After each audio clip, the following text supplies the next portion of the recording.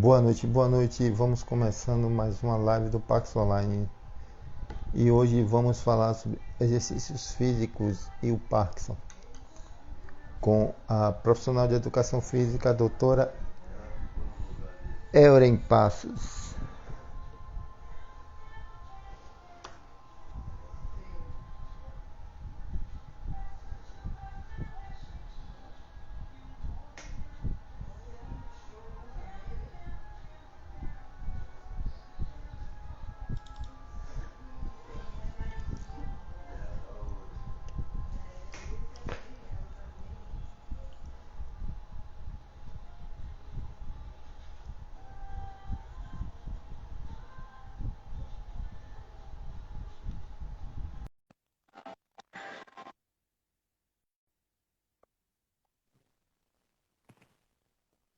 Olá, boa noite. Boa noite, tudo bem? Tudo bem, Alisson? E você, como é que tá? Tudo bem? Tudo tranquilo, tudo bem. Que bom, que alegria estar aqui com vocês, né, no projeto. Já gostaria já de agradecer, né, o convite e a oportunidade de estar aqui com vocês. Nós que agradecemos, né? Gostaria de que é uma honra ter a doutora aqui conosco, né? Queria agradecer pelo a senhora ter aceito participar com a gente dessa live. Tá? Obrigada. Se a doutora puder, a senhora pode falar um pouco do seu trabalho, fica à vontade aí para a gente começar esse bate-papo. Então tá, obrigada, Alisson. Boa noite a todos e a todas. Mais uma vez gostaria de agradecer, né, em nome da Neila, ao Alisson, primeiro por esse projeto maravilhoso, né, que é o Parkinson Online, que eu acredito que é um projeto muito importante, principalmente para as pessoas com Parkinson, né, para os familiares, os cuidadores. E vocês têm feito um trabalho fantástico, né? E eu acompanho aqui, divulgo como posso. E é realmente muito gratificante saber que muitas vezes os pacientes transformam, né, a dor de ser premiado com Parkinson para tentar ajudar as outras pessoas que muitas vezes, quando recebem o diagnóstico, ficam, né, sem saída. Então, parabéns, Alisson. Obrigada por fazer esse canal de divulgação que é muito importante, né? Então, para quem não me conhece, eu sou a professora Euren Passos, né? Eu sou professora de educação física, formada aqui pela Universidade do Estado do Pará. Fiz mestrado em Ciências do Movimento Humano pela URGS e doutorado em Ciências da Saúde pela UFSPA. E nos últimos mais ou menos 12 anos, 11 anos, eu venho trabalhando, né, com a doença de Parkinson, avaliando os efeitos do exercício físico sobre vários parâmetros, né, desde os parâmetros clínicos, funcionais e até mesmo de movimento, né, na doença de Parkinson. Eu tive um primeiro anjo que eu falo, né, que foi o meu primeiro aluno com Parkinson, o seu João, em 2009, e de lá para cá, assim, eu mergulhei profundo, né, para entender melhor sobre a doença, para entender melhor sobre os tipos de tratamento. Então, toda a minha pesquisa de mestrado e doutorado foi em cima dessa área, né, mais especificamente com a caminhada nórdica, que eu vou falar mais um pouquinho à frente. E hoje eu sou professora aqui na Universidade Federal do Pará, no campus Castanhal, onde a gente também tem um grupo de pesquisa chamado Pêndulo, onde nós investigamos também os efeitos, né, de diferentes tipos de exercícios sobre parâmetros funcionais da doença de Parkinson. Atualmente a gente está, não, o projeto está apenas online, né, em formação com os alunos, com profissionais, porque a gente não pode atender de forma presencial, mas a gente continua ainda estudando, investigando sobre esses parâmetros, né? E é muito bom poder estar aqui nesse canal para falar um pouquinho, né, sobre o que a gente mais gosta de fazer e pesquisar, que é sobre o exercício físico na doença de Parkinson. Legal, muito bem. É, a gente vai deixar as perguntas para final, né, se a senhora preferir, entendeu? E vamos continuar, né? Nosso bate-papo, continuar no show. Perfeito. Tu vai fazendo algumas perguntas ou tu queres que eu vá falando sobre algum ponto específico? Pode ficar, pode falar sobre os projetos, tudo normal. À medida que as perguntas forem surgindo, eu vou fazendo. Ótimo. Então, fiquem à vontade para perguntar, podem perguntar durante aqui a fala, que seja realmente uma conversa, que a gente possa tirar dúvidas, esclarecer quem está nos assistindo, vai ser sempre um prazer. Então, vamos falar sobre exercício físico na doença de Parkinson, né? Qual o tipo de exercício físico, qual a intensidade, qual a duração. Mas antes é importante a gente destacar, né, a importância do exercício físico na doença de Parkinson. A gente sabe que a doença de Parkinson é uma doença crônica, neurodegenerativa, né? Que quando a pessoa recebe, muitas vezes ela fala, opa, fui premiado e agora, né?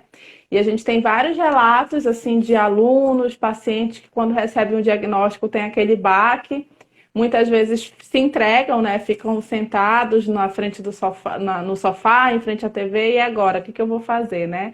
E aí surge o exercício físico como uma possibilidade de tratamento, né? Assim como a levodopa é tão importante, né? Que os pacientes não podem ficar sem no dia a dia. O exercício também a gente pode dizer que ele é um medicamento, ele é um exercício, ele é um medicamento poderoso. Só que diferente do medicamento que os pacientes tomam, o exercício físico ele traz vários benefícios e ele tem pouquíssimos ou quase nenhum efeito colateral, né, para a pessoa que faz o exercício físico, né? Então, a literatura, os estudos, as pesquisas já mostram de forma muito evidente que o exercício físico ele é esse remédio poderoso na doença de Parkinson, né? Desses aspectos cognitivos, funcionais, como marcha, como melhora do tremor, como melhora da cognição, como melhora de parâmetros de sintomas depressivos, enfim, aspectos psicológicos. Então, o exercício ele tem esse conjunto, né, de benefícios quando o paciente pratica. E o que os estudos demonstram é que quando essa pessoa ela já pratica o exercício físico ao longo da sua vida, os sintomas eles tendem a progredir de forma mais lenta, diferente daqueles que não fazem nenhum tipo de exercício. Ah, professora, então se eu fizer exercício físico durante a minha vida toda, eu não vou ter Parkinson. A gente não tem essa evidência, mas o que se sabe é que aqueles que fazem exercício físico ao longo da sua vida, quando recebem o diagnóstico da doença de Parkinson, esses sintomas clínicos, né, tanto motores quanto não motores, eles tendem a progredir de forma mais lenta. Mas isso não significa dizer que para aqueles que nunca fizeram, sempre há uma oportunidade de começar, né? Então, a primeira dica é que eu acho que é a pergunta que mais fazem, né? Qual o exercício, qual o melhor exercício na doença de Parkinson? E aí eu digo para vocês assim, o melhor exercício é aquele que é feito. Então, independente se é uma caminhada, se é um pilates, se é a musculação, se é a caminhada nórdica, se é a dança, o melhor é aquele que é feito. Então, eu diria assim: o primeiro passo é saber aquilo que o paciente gosta. Então, eu gosto de caminhar, eu gosto de nadar, eu gosto de correr, ou então, eu gosto de ir para o salão de musculação. Então, o primeiro passo é identificar o que você mais gosta de fazer. O segundo passo é procurar um profissional, né, habilitado para poder orientar melhor esse exercício. Por quê? Por que é tão importante a orientação? Porque o que a literatura mostra, os estudos mostram que se você faz apenas uma atividade física, ou seja, passear com o cachorro, fazer uma caminhada leve, né, arrumar a casa, enfim, fazer uma atividade física em geral, você tem benefícios, isso é muito importante. Mas quando o exercício ele tem uma progressão, ou seja, uma intensidade mais adequada, uma progressão de cargas, né, um acompanhamento, esses resultados eles se tornam mais eficientes. Então, por isso que é importante a orientação, né, do profissional de educação física. Então, identificou o que você mais gosta de fazer, eu diria, peça orientação, né, para que você possa primeiro fazer uma avaliação física funcional. Por que é importante a avaliação funcional antes do exercício? Porque, assim, a doença de Parkinson, ela tem várias características, né? Então, tem vários estágios. A gente vai do estágio 1 da doença, né, na escala Ronen até o estágio 5. E dependendo desses estágios, os pacientes têm características, né, motoras e cognitivas específicas. E aí a gente precisa elencar quais são essas características, qual é aquilo que incomoda mais no paciente, o que, que ele se sente mais incomodado no dia a dia, para que a gente possa traçar um plano de exercício que realmente ajude ali no dia a dia do paciente. Isso é muito importante, né? Então, eu vou perguntar, Alisson, o que que para ti no teu dia a dia te incomoda mais? É o tremor? É a rigidez? É a questão de tu não conseguir se locomover? O que que para ti incomoda mais? Então, essa é uma das perguntas que eu faço sempre, né, para os pacientes, para os meus alunos. Porque a partir disso, a partir dessa queixa principal, eu vou poder direcionar melhor qual exercício, qual modalidade mais se encaixa. E claro, perguntando sempre aquilo que ele mais gosta de fazer, né? Para a gente poder traçar um plano em conjunto. Isso é muito importante. O paciente, o aluno, participar junto com o professor da escolha desse tratamento, desse exercício. Isso é muito importante, né? Mas esse é o primeiro passo. E eu diria assim, comece, né? Dependente da modalidade, inicie o exercício o quanto antes, que isso quanto mais cedo você iniciar, melhores resultados, né? E melhor funcionalidade no dia a dia. Então, esse é o primeiro passo. Mas o que que a literatura traz de evidência científica em relação a tipos de exercício? Então, a gente tem os exercícios aeróbios. Quais são os exercícios aeróbios? Caminhada, corrida, uma hidroginástica, né? Aquelas que trabalham um maior condicionamento físico. Então, por exemplo, a caminhada é uma modalidade que já tem vários estudos mostrando que tem efeitos muito positivos, né, em parâmetros motores da doença de Parkinson, como melhora na UPDRS, que é aquela escala que avalia o sintoma motor, é, no equilíbrio, em parâmetros da marcha, então isso já está bem estabelecido, né? E, por exemplo, hidroginástica, jogging aquático, que é a corrida em piscina funda. Como é isso, Elrin? É possível a gente fazer caminhada e corrida em piscina funda? Sim, né? Já tem vários estudos lá na URGS, que é a Universidade Federal do Rio Grande do Sul. A gente tem um projeto que é o jogging aquático, que é uma modalidade que os pacientes usam um flutuador e começam a caminhar e a correr dentro da água. Isso é muito interessante, principalmente para aquele paciente que tem dificuldade de locomoção. Então, já tem um equilíbrio muito afetado, tem bastante freezing. É uma atividade excelente porque dá segurança para o paciente, né? E na água, os pacientes geralmente têm maior amplitude de movimento. Além de que na água a gente tem várias propriedades que auxiliam, por exemplo, na melhor redução da dor, né? Trabalha a questão da temperatura corporal, reduz a frequência cardíaca. Então, a água, as propriedades físicas da água ajudam em vários parâmetros, especialmente da dor, né? Que é um sintoma muito presente nos pacientes com doença de Parkinson. Então, é uma modalidade interessante para essas características, né? E dentro dessas modalidades de exercício físico aeróbio, né, a gente tem a caminhada nórdica. Não sei se vocês já ouviram falar. Eu tô até aqui com os bastões, ó. Tá. Então, para quem não conhece, a caminhada nórdica, deixa eu só tirar aqui. É uma modalidade de caminhada que a gente utiliza um par de bastões, que é esse aqui, né? Esse é um dos modelos onde a gente tem uma luvinha apropriada e eles são uma bengala, Elren? Não, eles não são uma bengala, eles são como funciona como uma mola propulsora. Os pacientes falam que quando eles usam os bastões, eles se sentem mais seguros ao caminhar, porque os bastões eles dão maior estabilidade. Então, para quem tem assim alteração de equilíbrio, problemas de marcha, né, e é muito importante, né, fazer a caminhada nórdica. Mas tem que ter um certo cuidado, porque exige, né, um aprendizado ali da técnica, então é importante ter um acompanhamento, seja de um fisioterapeuta, seja de um profissional de educação física. Mas o que que os estudos têm mostrado com essa modalidade, né? Então, eu fui uma das pioneiras a trazer a caminhada nórdica para o Brasil. A gente fez vários estudos, né, lá na URGS, mostrando os benefícios de usar os bastões durante a caminhada. Então, quais são esses benefícios?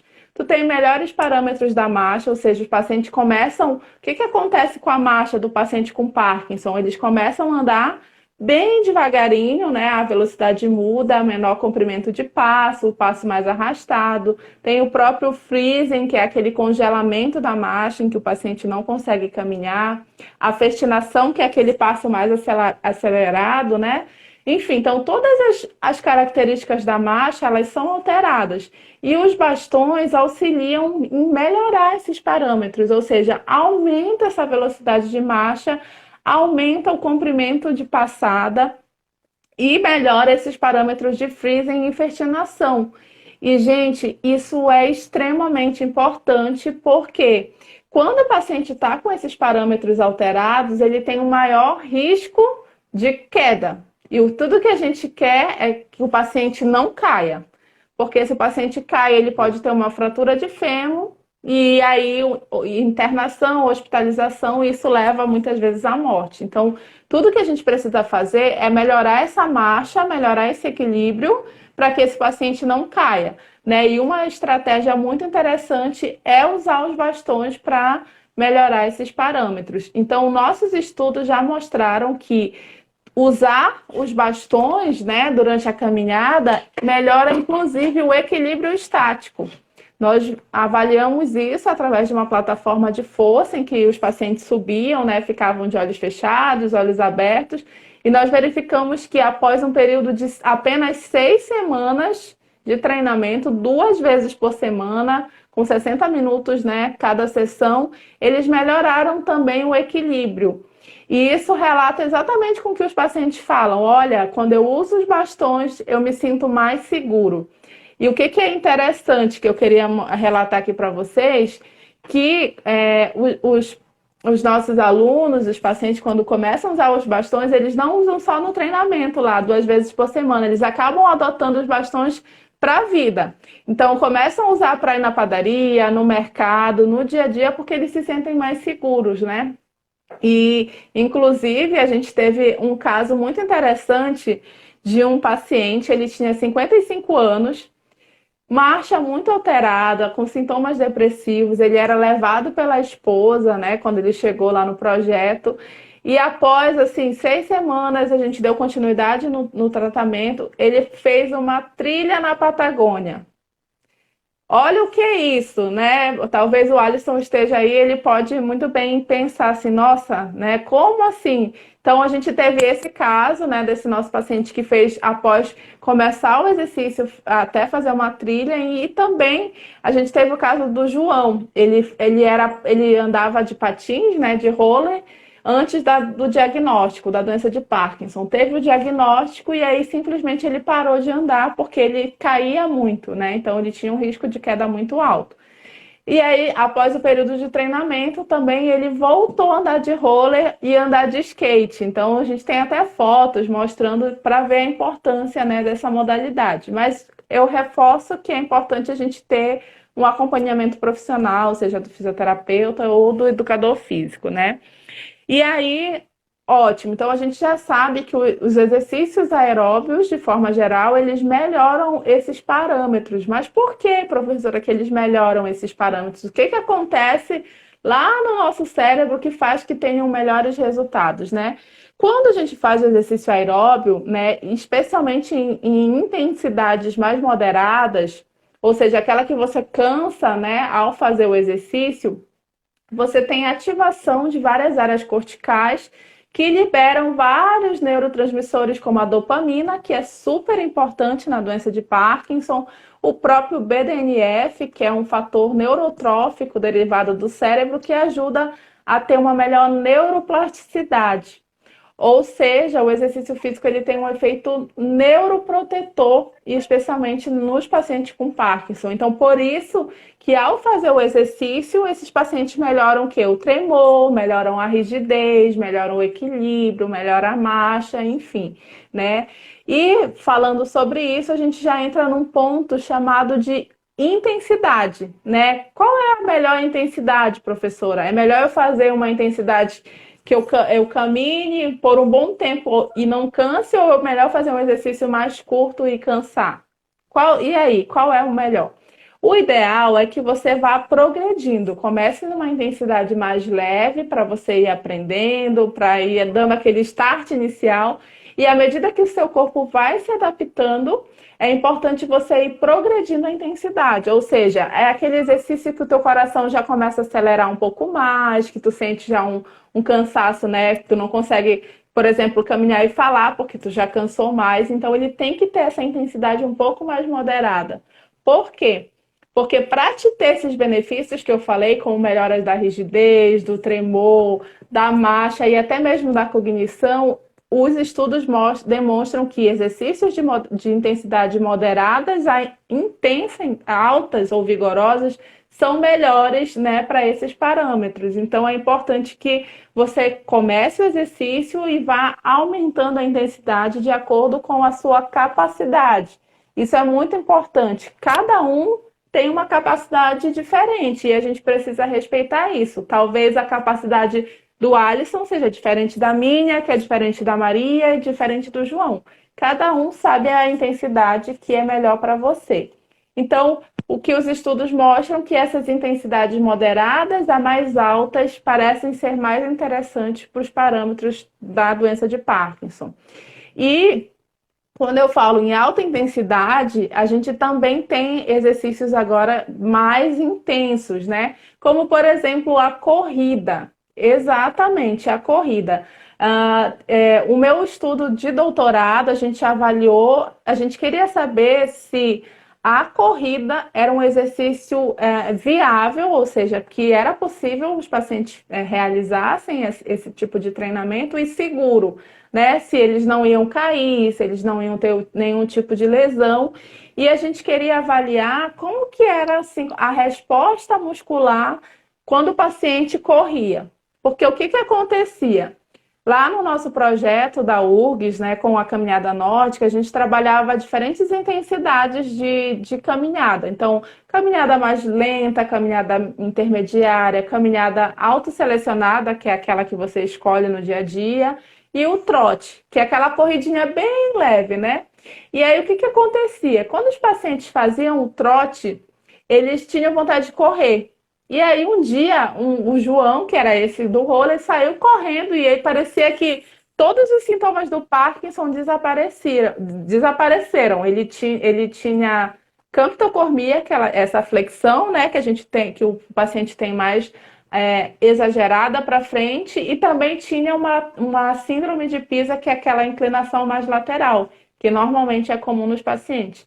E quando ele começou a correr, parecia que esses sintomas, o tremor, a rigidez, o freezing desapareceram. E a gente ficou pensando assim, uau, deve ter alguma coisa interessante aí.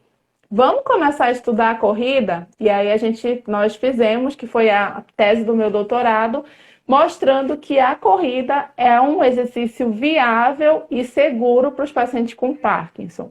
Mas atenção, se você nunca correu, eu não diria assim, Alisson, começa a correr hoje já em velocidades intensas. Não, começa caminhando, uma velocidade confortável, aquela do teu dia a dia, depois para uma velocidade mais intermediária, uma mais rápida, lá para frente o trote, e quando você se sentir seguro, você começa a correr. Né? Precisa correr 5 quilômetros? Não, corre 100 metros, caminha mais 100 metros, corre 100 metros, caminha 100 metros. Então, não precisa ser o Bolt, né, para correr ali os 100 metros na sua maior velocidade, mas você vai correr na intensidade que é segura para você. Mas desde que você tenha essa adaptação antes, né, de outros exercícios, pode ser uma caminhada, pode ser a própria musculação, pode ser um pilates, mas você tem que estar sendo familiarizado às intensidades. E o que a gente descobriu, assim, Alisson, de forma interessante para quem está nos assistindo também? Nós avaliamos pessoas com Parkinson e pessoas sem Parkinson. Nós pegamos indivíduos da mesma idade, então, por exemplo, pessoas de 45 anos com Parkinson, pessoas de 45 anos sem Parkinson, de 50, de 60 e assim por diante. E a gente tinha uma hipótese que os pacientes com Parkinson teriam menor força, menor potência e o pior desempenho, né, na corrida de 30 metros. Era uma distância de 30 metros, eles tinham que correr na sua máxima velocidade. E nós achávamos que os pacientes com Parkinson seriam teriam um pior desempenho justamente pela questão da bradicinesia, né, pela lentidão do movimento, pela própria rigidez, pelo tremor, enfim, pelas características do Parkinson. Sabe qual foi a nossa surpresa do resultado? Que os pacientes com Parkinson, durante a corrida de sprint, que é essa corrida de velocidade em 30 metros, apresentaram maior nível de força, maior nível de potência e eles não tiveram o desempenho piorado em relação ao grupo controle, né, que era sem Parkinson. Ou seja, parece que quando você faz intensidades mais altas e movimentos mais complexos, como a corrida, por exemplo, esses sintomas do Parkinson tendem a desaparecer. É igual como se anda de Verdade, bicicleta, né? Quando tem tem verdade. até um vídeo no YouTube daquele paciente que tem o freezing, né? E quando sobe na bicicleta, ele parece que desaparece. É a mesma Eu, eu, é, explicação. Uhum, eu mesmo eu sou, digamos assim, eu sou prova viva porque quando eu estou em off, né, digamos, quando estou no momento off, eu praticamente não ando. uhum, Minha dificuldade maior é essa para andar. Só que eu consigo correr. uhum. Eu não É, consigo andar, mas eu consigo correr. E quanto mais a distância for maior, se não 100, 200, 300, 500, 400 metros, né? uhum, Mas se fosse a distância de 30, 40, 50 metros, é melhor porque eu consigo manter um nível de aceleração uhum. constante assim, e vou normal, corro normal. Aí no momento que eu paro, parece que eu lembro novamente, né, que estou em off, aí volta tudo normal. Bem Mas normal, né? isso, mas assim, isso é justificável porque a corrida, o que que acontece? A caminhada também é uma atividade cíclica, mas na corrida tu tem um ritmo, teu pé Isso. lá. Então, É, a gente acredita que esse ritmo na corrida e também por ser uma atividade mais complexa, tu tem alguma ativação lá, né, a nível cortical que vai liberar para que tu realmente execute o movimento, né? Então, a gente está começando a investigar melhor sobre isso, mas isso tu mesmo relataste agora que é algo interessante. Então, às vezes, o que eu percebo é que os pacientes eles têm medo de se desafiar, né? Desafiar o novo, principalmente quando se trata de exercício. E vocês não podem ter medo, né? Se vocês estão acompanhados com um profissional, né, que oriente vocês, tem que ir realmente para que vocês possam ter uma melhora, né, nesses parâmetros. com Acho que certeza. tem alguma pergunta, Alisson? Acho que tem umas perguntas Tem, aqui, eu vou tem, tentar tem ler. várias perguntas já. Só uma colocação sobre a caminhada nórdica. Nós fizemos uma live já com a Luciane, né?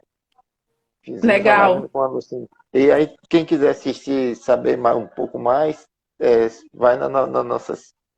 Aqui mesmo no nosso Instagram tem, nas nossas páginas sociais todas tem. Inclusive no YouTube. Legal, que legal, Tem- que bom. temos aqui várias perguntas aqui. Qual a diferença entre exercícios físicos e atividade física? Uhum. Posso responder já? Pode sim, pode. Tá, legal. Não sei quem foi que viu, que fez a pergunta, mas eu Essa vou foi a... responder. Vou pode- responder aqui. Tá, então a atividade física, ela é diferente de exercício físico. A atividade física é todo e qualquer movimento corporal, né, que te faça sair da zona de sedentarismo, ou seja, varrer uma casa, lavar uma louça, limpar a casa, uma caminhada mais tranquila, passear com o cachorro, isso são atividade física. Você está colocando o seu corpo em movimento. Só que você não tem um objetivo específico, né? É uma atividade usual do dia a dia. O exercício físico, ele tem um objetivo, ele é sistematizado e periodização, ou seja, ele tem uma frequência, né? Para que eu possa dizer que a minha caminhada é um exercício físico, eu vou falar assim, olha, eu vou caminhar 2 vezes por semana durante 30 minutos e durante esses 30 minutos eu vou fazer intensidades mais altas e mais baixas. Então eu vou ter uma frequência, eu vou ter um objetivo. Então, eu vou caminhar na quadra e eu vou dar 3 voltas todos os dias. Então isso já não é mais uma atividade física, isso é um exercício físico, porque porque ele está sendo sistematizado e você tem um objetivo, você tem uma meta, né? Então, essa é a diferença. Eu passear com o meu cachorro é só uma atividade física que eu estou me movimentando, mas não é um exercício físico. E para ser um exercício físico, tu tem que ter um controle de intensidade, ou seja, eu não posso fazer sempre uma caminhada leve. Isso é só uma atividade física, né? Então, não, agora eu vou caminhar de uma velocidade mais intensa para que eu tenha maior gasto energético, aumento da minha frequência cardíaca, ou seja, eu tenho um objetivo específico e ele é mais sistematizado. E qual que traz mais benefícios, né, na doença de Parkinson? É o exercício físico, de forma mais organizada, sistematizada. E a literatura indica que tem que ser no mínimo 2 vezes por semana para ter objetivos, né, alcançados, como, por exemplo, melhora na rigidez, na bradicinesia, na marcha. Pelo menos 2 vezes por semana, mas o ideal é que seja de 3 a 4, né? Mas com 2 vezes na semana você já consegue ter bons resultados. Intensidades moderadas a vigorosa, ou seja, aquela que você vai fazer e você vai terminar um pouco mais cansado, né? Você não vou fazer ali eu vou fazer a caminhada e parece que eu nem caminhei, aquela caminhada do shopping, não vale, é uma caminhada um pouco mais intensa, né, que você tem um aumento da temperatura corporal, um aumento da sua frequência cardíaca, que você já tenha um pouco mais de dificuldade de respirar, ao final isso mostra que você cansou, que você teve um aumento do seu dispêndio energético, né, do seu gasto calórico, um aumento da frequência cardíaca, e isso vai fazer com que você tenha melhores resultados, tanto do ponto de vista da aptidão cardiovascular, né, que é tão importante para o paciente com Parkinson, quanto de outros parâmetros. E Vamos tem lá. uma Uhum. pergunta aqui do Bruce. Eu já fui atleta, joguei rugby por 39 anos e fiz triatlo, inclusive o Ironman. Nossa, Seria aconselhável tentar fazer outro Ironman? Eu já treino os três esportes. no uau! Bruce, assim, eu quero te ver lá. Eu já tô te falando que é possível. É possível, sim, né? É possível. Inclusive, essa é uma pergunta muito interessante, Bruce, porque quando eu fiz lá a minha pesquisa com a corrida, um dos meus primeiros alunos que foram voluntários, né? Ele chegou com o celular assim, chorando. Professora, filma para mim a corrida? Eu falei, claro, eu vou filmar para você. Ele falou assim, professora, a minha família não acredita que eu vou correr, porque ele era corredor quando ele era jovem e ele parou por conta do diagnóstico da doença de Parkinson.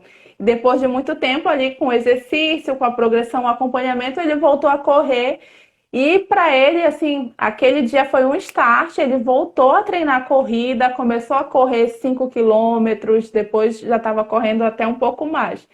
Então, Bruce, é possível sim, é importante que você só apenas se conheça, respeite o seu corpo, né, os seus limites, mas desde que você faça uma progressão e um acompanhamento profissional, né, seja com um professor de educação física para orientar seu treino, seja com fisioterapeuta para verificar, né, se há alguma lesão, algum risco de lesão, enfim, e você traçar esse objetivo, mas é possível, inclusive, eu pode me escrever que eu quero acompanhar de perto e eu quero te ver lá no Ironman. Então, é possível. Anotem aí, né, o dia de hoje, 6 de agosto, e vamos ver daqui mais um tempo, alguns meses, o Bruce aí competindo. Com certeza é possível.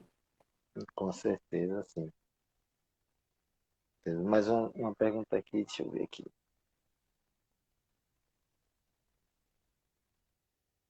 Doutora, a Juliana. Doutor, está acontecendo algo diferente comigo. Eu acabo de fazer o exercício e travo meu corpo inteiro. A Juliana, se você puder relatar qual tipo de exercício que você faz, a duração, isso é importante.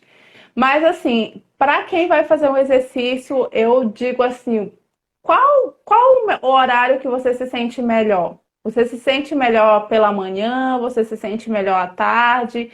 Qual é o horário on da medicação? Isso é muito importante. Por quê?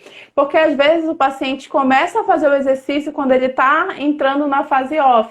Tomei o remédio, sei lá, 9 da manhã e aí eu vou 11 horas da manhã fazer o exercício. Não, procure saber qual é o pico ali, a melhor fase da fase 1 para que você possa fazer o exercício nessa fase, porque você vai ter um melhor aproveitamento, né? E talvez não trave tanto, né? Quando estiver terminando o exercício, talvez você já esteja entrando em on. Pode ser que seja isso, mas a gente precisa olhar com mais calma, né? Então tem que ver se exatamente o horário que você está fazendo coincide ali com a fase que você está entrando em off. Então eu diria reveja o horário do exercício. Exercícios muito longos, acima de 1 hora, não são recomendáveis, porque quando tu faz exercícios muito longos, né, com volumes que a gente fala, volumes muito altos, acima de 1 hora, 1 hora e meia, acontece o contrário. Em vez de você estimular a dopamina, né, que é o neurotransmissor responsável por coordenar os nossos movimentos, começa a ter a quebra, que a gente fala depressão de dopamina. Isso os estudos já demonstram. Então, se você faz acima de 1 hora, eu diria tente reduzir, né, esse tempo, porque isso pode também acontecer. E alguns pacientes, quando fazem acima de 1 hora, 1 hora e meia, relatam: ah, eu fiquei mais cansado, então eu travei, à tarde não conseguia mais caminhar. Isso porque ocorre uma depressão de dopamina. Então, a duração do exercício é muito importante também. Então, você fazer 30 minutos bem feito é melhor do que você fazer 1 hora e meia numa intensidade mais leve, né? Então tem que ir dosando mesmo, tem que ver qual é o tipo de exercício que você está fazendo, experimentar outras modalidades, aquela que você se sinta melhor. Eu diria isso, né, para Juliana, mas eu não tenho como saber o porquê, porque eu teria que realmente investigar qual o exercício, qual é essa duração, se ela está tomando, está fazendo próximo, né, o período on, o período off, isso é muito importante. E eu diria assim, escolha aquele horário que você se sente melhor. Porque eu tinha muitos alunos assim, ah, professora, de manhã não tem como, eu acordo travado, eu não consigo virar da cama, para levantar é muito difícil. À tarde eu tô melhor. Então eu falava, então vamos fazer à tarde. Outros falavam, não, à tarde eu já não funciono muito bem, então vamos fazer de manhã. Então esse ajuste, ele tem que ser muito conversado com o paciente, né? Vocês têm que se conhecer, não. De manhã realmente eu estou me sentindo melhor, mais disposto, então eu recomendo fazer no horário que você se sinta melhor. No meu caso, eu acho que eu estou fazendo meio errado, então, porque quando eu estou pela manhã, geralmente eu estou mais off.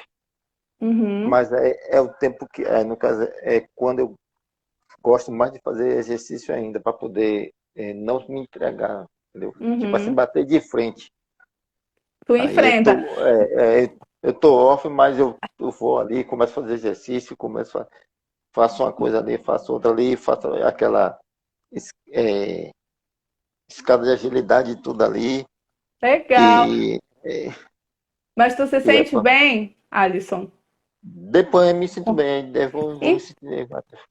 Exatamente. Então isso também varia muito, né? No teu caso, tu usa o off para te desafiar, né? E o exercício físico, ele, quando você faz o exercício físico, durante o exercício já tem estudos mostrando que você tem liberação de dopamina, de endorfina, de serotonina, que são hormônios do bem-estar, né, do prazer, do relaxamento. Então, de forma aguda, ou seja, terminou o exercício, você já tem benefícios, mas isso depende muito de pessoa para pessoa, né? No teu caso, se tu se sente bem, ótimo, continua dessa forma, não muda, né? Porque, ah, não, eu me sinto bem, tá tudo bem. O mais importante é fazer o exercício e se sentir bem. Se não está sentindo bem, se está travando, precisa fazer ajuste, mas no teu caso pode continuar, né? Eu acho que tem várias perguntas aqui. Vamos lá. Exatamente. Eu já. Se pode usar o bastão da caminhada nórdica durante o dia a dia. Sim, a gente tem vários alunos que já adotaram os bastões, assim, ó. Os bastões são os amigos fiéis que vão para todos os lados. E dizer que a caminhada nórdica não é só para quem tem Parkinson, né? É para todo mundo, não tem restrição. Eu, inclusive, faço caminhada nórdica, então é uma atividade democrática, né? No início, causa bastante estranhamento para quem vê pela primeira vez, ah, é muleta, é bengala, então as pessoas olham de forma estranha, Mas, por exemplo, na Europa, tu vê gente, desde idosos, pessoas com Parkinson, gestantes, crianças, todo mundo usa no dia a dia. Então, a gente ainda não está nesse nível no Brasil, né? Os pacientes que já conhecem a modalidade acabam adaptando para o dia a dia e a gente espera que as pessoas comecem realmente a utilizar. Mas tem algumas restrições. Por exemplo, eu não indicaria para pessoas que estão no estadiamento 4, ou seja, aquelas que já usam o andador, né? Que já estão indo muitas vezes para a cadeira de roda. Dá para usar o bastão para outra forma de exercício, para trabalhar outro tipo de exercício, mas a caminhada se torna um pouco mais perigosa. Então, eu diria assim, não é para todo mundo, né? Então tem que ter, a não ser que você de fato tenha um profissional orientando e fazendo todo o passo a passo. Então, a gente, por exemplo, tinha alunos nível 4 da escala Ronneat que usavam os bastões, mas eles foram acompanhados, né? Então, se você vai fazer sozinho, tenha cuidado, né? Porque há um risco de quedas. Eu acho que tem várias outras perguntas aqui, eu não estou conseguindo acompanhar. Vamos lá. Acho que é da Sampaio. Meu marido tem semana que está bem, tem semana que piora o quadro. Acontece, de repente, tudo muda, desequilíbrio corporal, mental e confusões. É normal? Sim, é normal, justamente pela fase que a gente fala de flutuações motoras, né? O on-off, né? Que é muito comum isso, essas flutuações. Às vezes tem semanas que o paciente está super bem, de uma hora para outra piora. Se isso acontece com muita frequência, eu diria, vá no neuro e verifique se não há necessidade de fazer o ajuste da medicação. Porque às vezes o paciente já está um bom tempo usando a mesma quantidade e às vezes precisa fazer o ajuste, né, da dose. Então, quando começa assim esse on e off de forma muito frequente, então é um sinal de que é importante ir no neuro para que possa fazer o ajuste da medicação. E, gente, assim, a doença de Parkinson tem dias, como, né, como a própria Cleide colocou, vai estar tudo bem, outro dia não vai estar bem. E o paciente, a família tem que saber respeitar isso, né? Às vezes eu vejo que é uma cobrança muito, mas estava tão bem, agora piorou. Então, assim, realmente é uma característica da doença. O paciente precisa se conhecer, mas não pode se entregar, né? Tem que saber que um dia vai estar bem, tem um dia que não vai estar bem e está tudo bem, né? Vamos ver as Com estratégias para certeza, melhorar, né, Alisson? Acho que o Alisson pode até falar melhor do que eu sobre isso. com certeza. O Sandro está perguntando como faz para poder. Isso meu aqui, só um minuto. Como faz para o produto para entrar no projeto aí em Belém, que ele é de lá de Belém. Ah, legal. Na verdade, a gente está aqui em Castanhal. Eu estou em Castanhal, que é 70 quilômetros de Belém, né? A gente iniciou o projeto, fez a chamada e no outro dia teve o lockdown, lá em 2019. E como a gente está na universidade, a gente não está tendo atividades, né, de forma presencial. Então, a gente não está com atividade agora, só quando voltarem as aulas, né? Mas já tem um grupo que é o grupo lá da Cíntia Charone, que é uma clínica, que eles estão começando a utilizar a caminhada nórdica, né, para vários. Eles querem implementar na doença de Parkinson. Eu dei uma palestra lá, então a gente está com esse projeto e já está acontecendo. Então eu sugiro quem for de Belém, procure Cíntia Charone, né, lá a clínica que eles estão começando a implementar. E na UEPA também, que é na Universidade do Estado do Pará, eu sei que tem um grupo que está trabalhando caminhada nórdica, mas eu acho que nesse momento agora de pandemia também as atividades estão suspensas, né? Então, só quando retornarem as atividades na universidade. A Beth quer saber, pode andar na areia com os bastões? Na areia, no piso liso, na grama, no cimento, em qualquer terreno, eles são feitos, eles têm uma pontinha, deixa eu mostrar, ver se eu consigo mostrar para vocês, ó. Já Ele, só emendando uma pergunta aqui na outra, que é basicamente, se você pode demonstrar na live como faz na caminhada nórdica com os deixa, bastões. deixa eu ver se eu consigo aqui, peraí, eu não sei se vai dar para ver aqui, eu vou tentar, tá? Deixa eu ver, eu vou ter que tirar o fone, deixa eu ver se vocês vão, conseguem ouvir? Sim, Tá. Eu vou ver se dá para fazer aqui no espaço, que é um espaço bem pequeno.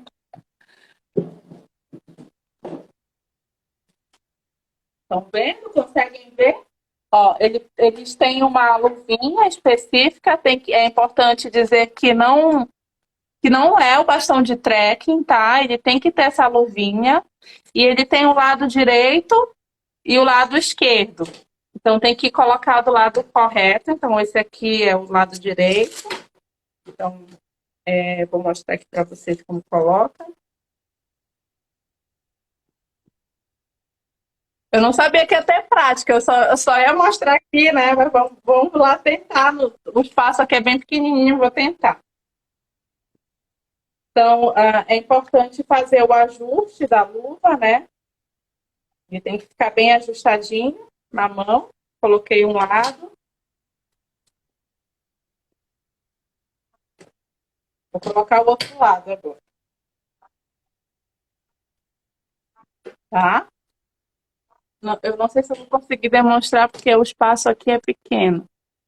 Mas a altura do bastão, ela tem que ser mais ou menos na direção do umbigo, né? Do teu umbigo, essa luvinha, ela tem que ter um encaixe mais ou menos na direção do umbigo.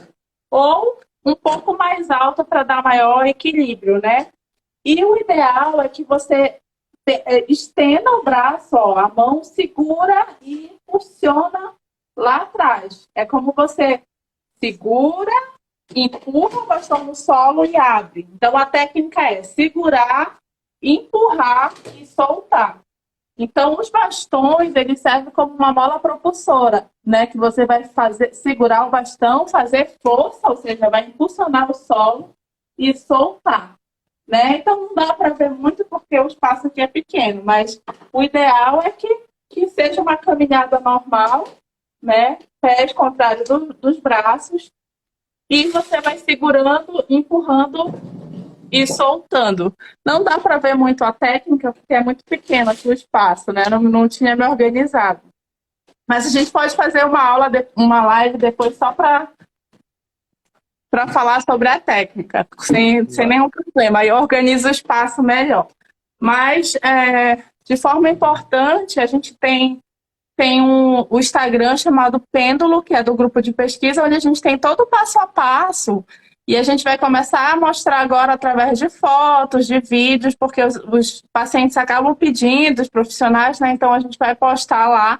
Então, quem tiver interesse, siga Pêndulo, o FPA, onde a gente vai estar mostrando todo o passo a passo ali da caminhada nórdica. Deu para entender, sim. Obrigada, a Beth. Avisa, né, que deu para entender. O Bruce pergunta novamente, então é como fazer o esqui cross country. É mais ou menos como faz no esqui. O esqui tem que ter deixa eu colocar aqui, pêndulo. Acho que mais ou menos a técnica, né, de usar os bastões. É a mesma técnica, porque, na verdade, a caminhada nórdica surgiu dos esquiadores que queriam continuar treinando no período do verão, mas não tinham neve, né? E aí eles foram adaptando. Então, na verdade, não é que se assemelhe bem ao esqui, ele difere um pouco, é como se fosse uma caminhada natural que você vai ter o uso de 2 bastões. E os bastões vão servir para que você tenha maior impulso durante a caminhada, né? Então, inclusive, a gente tem um artigo que a gente publicou durante o meu mestrado, que é o ensino da caminhada nórdica específico para pessoas com doença de Parkinson. Porque o que eu percebi ao longo do tempo?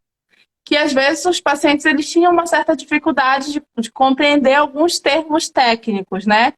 Durante o ensino da técnica. Então, nós começamos a usar palavras do dia a dia para primeiro corrigir a postura, isso é muito importante. Então, às vezes o paciente caminha arrastando o pé, olhando para o chão. A primeira característica que é alterada na marcha, por exemplo, é o balanço dos braços, né? Pode perceber os pacientes que têm Parkinson que eles caminham em bloco, quase não mexem os braços, né? Então, uma das primeiras coisas que a gente corrige é olhar para frente essa postura, abdômen contraído, A gente tem o guincho, que é como a gente diz assim, ó, imagina que tem um guincho te puxando para cima, né? E tu vai estender o teu tronco, esticar o teu tronco para evitar que olhe para baixo e balançar os braços. Então, essa reeducação da marcha, ela antecede a caminhada nórdica, né? Então, antes de colocar o bastão, a gente vai primeiro, vamos olhar como é que tu tá caminhando, tu tá fazendo o rolamento dos pés ou tu tá chapando o teu pé? Então, a gente vai trabalhando desde o início lá de como pisar direito, como balançar os braços, como melhorar a postura, que é bem prejudicado, né, na doença de Parkinson. E quando a gente está trabalhando isso, a gente já está trabalhando o quê? Coordenação, que a caminhada ajuda bastante, né? Equilíbrio, estabilidade do tronco e marcha. Então, assim, percebam que não é só o uso do bastão, são várias características que a gente associa, né, para trabalhar essa modalidade. Mas eu diria assim, existem outras modalidades que também são muito interessantes na doença de Parkinson, como, por exemplo, a dança. A dança é uma modalidade muito interessante porque ela trabalha o ritmo, ela trabalha deslocamentos em diferentes direções, para o lado, para frente, para trás, né? Trabalha giros, que é muito importante. Os pacientes com Parkinson, eles têm dificuldade de fazer giros, né? Geralmente, quando tenta fazer o giro, o que é que acontece? O freezing, trava. Né? Então, na dança, você tem esses deslocamentos laterais, para frente, para trás, e também tem giros, que é importante. E o que os estudos têm demonstrado? Que a dança parece ser mais efetiva para parâmetros como parâmetros de cognição, de memória, que é afetado na doença de Parkinson, parâmetros, aspectos de sintomas depressivos, melhora e qualidade de vida. Então, existem escalas que avaliam a qualidade de vida e a dança parece melhorar muito mais que as outras modalidades. Mas por que a dança melhora tanto esses parâmetros? Porque tu tem uma maior socialização, tu tem a música, tu tem o ritmo, tu tem o toque, muitas vezes com o outro, que isso é perdido, às vezes, na doença de Parkinson. Então, são várias características, né, que parecem melhorar mais os parâmetros não motores. Os estudos já vêm demonstrando isso de forma muito importante com a dança. Outra modalidade que é essencial, né, é a própria musculação. Acho que alguém perguntou sobre isso, né? Aqui eu não sei, acho que mais Isso. para frente. É. Gente, a Então, musculação é o exercício mais completo que a gente tem, né? Em termos de melhora de cardiovascular, o aumento da massa muscular que os pacientes perdem, né? Então, paciente com Parkinson, além de perder essa massa muscular, ele perde força, né? E isso prejudica muito as atividades de vida diária. Então, trabalhar a musculação, seja em equipamentos, seja com peso do corpo, né? Por exemplo, um exercício que é super simples, que as pessoas acham que não é musculação, mas é. É isso aqui, ó. Sentar e levantar. Sentar e levantar. Isso aqui, tu tá trabalhando com o peso do teu próprio corpo. E tu tá trabalhando todos os teus músculos, desde as pernas, panturrilhas, abdômen, enfim. Então, tu pode trabalhar com o próprio peso do corpo, trabalhar com elásticos, que também é bastante utilizado, né, para trabalhar exercícios mais rápidos de potência, que é uma capacidade física que o paciente perde bastante. E a potência vai ajudar em quê? Eu levantar do vaso, eu levantar da cama, eu levantar da cadeira, eu subir um degrau, né? Subir uma escada. Então, a gente precisa trabalhar essas outras características que a gente só consegue com um treino de musculação, né? Seja com equipamento, seja com peso do corpo, seja com elástico, né? Então, a musculação é essencial para melhorar essas atividades de vida diária do paciente. Outra modalidade também que vem sendo muito trabalhada com os pacientes, embora os estudos ainda não mostrem muita eficácia, mas os pacientes relatam que o Pilates é fundamental, principalmente para reduzir os níveis de dores muscular e de rigidez, né? Então, assim, eu tenho vários alunos, vários pacientes que falam: Desde quando eu comecei a fazer Pilates, eu melhorei os níveis de dores, eu melhorei a rigidez, justamente porque o Pilates ele tem essa característica, né, de trabalhar mais o alongamento, né, de trabalhar os músculos profundos, o relaxamento. Então, assim, depende muito da tua característica, né, do paciente. Se você tem mais rigidez, mais parecinesia, talvez o Pilates seja interessante. Mas se você tem mais déficit de equilíbrio, então trabalhar exercícios que desafiam o equilíbrio, que dê mais estabilidade para o tronco, enfim. Então, acho que vai depender muito da característica de cada paciente. E, de novo, o melhor exercício é aquele que é feito. O que não pode é o paciente não fazer nada. Então, dançar, correr, nadar, fazer musculação, pilates, caminhada nórdica, hidroginástica, jogging, enfim, o importante é fazer alguma coisa. Não fazer nada é muito pior. Por quê? O que os estudos demonstram? Que pacientes que não fazem atividade física, a, a, os sintomas motores, eles parecem ser muito mais violentos, assim, para quem não faz, né, nenhum tipo de atividade física. Então, se você que está aí nos assistindo que tem Parkinson, se movimente, porque o movimento é vida, né? E se movimentando, você vai estar bem com você, você vai melhorar os sintomas motores, você vai criar laços, porque o exercício ele faz isso, né? Quando você começa a se exercitar, você começa a ter laços de amizades, enfim. Então, o mais importante é você fazer aquilo que você gosta e de forma orientada, né? Com intensidades mais moderadas a intensas. Mais alguma pergunta? Tem, tem, mas aqui tem muitas perguntas ainda, né? Uhum. Mas pelo horário, acho que temos Pode, aqui, tem. pode perguntar, Alisson, não tem problema. Então, se tem alguma restrição de exercício físico para quem tem Parkinson, ou todos os exercícios podem ser feitos normalmente? Eu diria assim, para aqueles pacientes que são nível 4 e 5 que têm dificuldade já muito grande de equilíbrio, né, de realmente de estabilidade do tronco, eu diria assim, que se você tem um acompanhamento profissional, não tem restrição, né? Agora, se você faz o exercício sozinho, eu diria para ter cuidado, por exemplo, com a própria caminhada nórdica, que pode ser um risco de queda, né? Com exercícios que você faça, mas você não tenha segurança, que tenham, né, sozinho, subir e descer, por exemplo, um step, pode ser que isso seja um risco de queda para alguns, né? Mas, assim, eu não viria por essa ótica. Eu viria assim, fazer exercício ajuda em todos os parâmetros. Então, o mais arriscado, a maior restrição é não fazer. Como eu falei aqui, é pior você ficar sentado e não fazer nada do que, de repente, fazer e ter um desequilíbrio, uma queda, enfim. Então, faça, né? Faça aquilo que você se senta bem com a orientação, né, do profissional de educação física, de fisioterapia, mas o mais importante é fazer. Mas não tem nenhuma restrição assim, paciente com Parkinson não pode fazer determinado exercício, não. Se for orientado, o profissional ele vai saber conduzir o melhor exercício de acordo com a característica do paciente. Ou seja, é melhor fazer do que ficar parado. Exatamente, melhor fazer com certeza, sem dúvida. Doutora, foi muito bom recebê-la, muito esclarecedor essa live de hoje. Gostamos muito. Já vamos pensar em uma próxima live, entendeu? Com Inclusive com certeza. os bastões, a caminhada nórdica e tudo. O Parque Solane agradece muito a presença de todos.